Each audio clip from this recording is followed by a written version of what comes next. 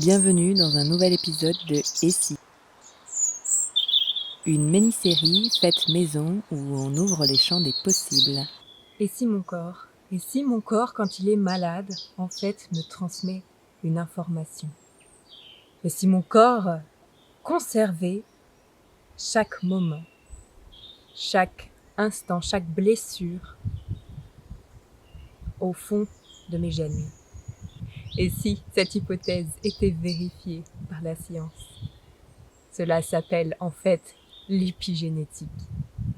Cette science, elle nous parle du fait que dans nos gènes, nous avons les mémoires de nos ancêtres.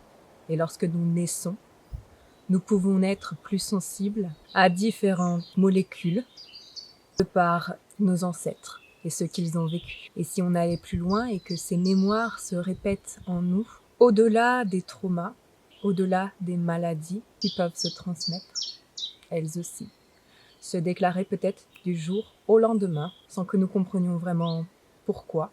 Il y a une autre science qui parle de cela, qui s'appelle la psychogénéalogie. Et dans ces thérapies, on retrouve des petites pistes pour pouvoir comprendre qui nous sommes et ce que nous portons, mais aussi pouvoir nous en défaire, rendre à nos ancêtres ce qui leur appartient pour pouvoir cheminer vers soi.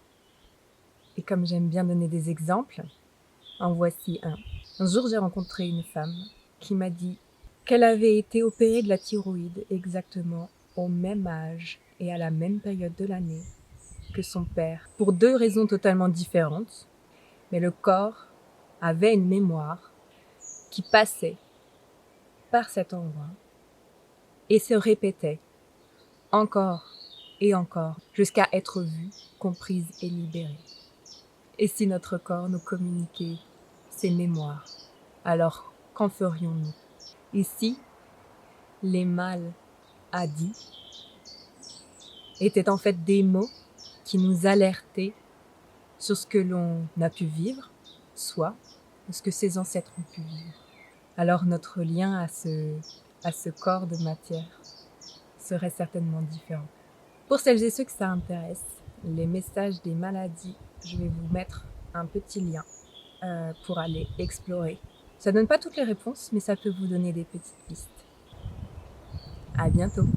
Et voilà, c'est la fin de cet épisode. Merci de l'avoir regardé jusqu'au bout et n'hésite pas à me suivre pour en découvrir plus.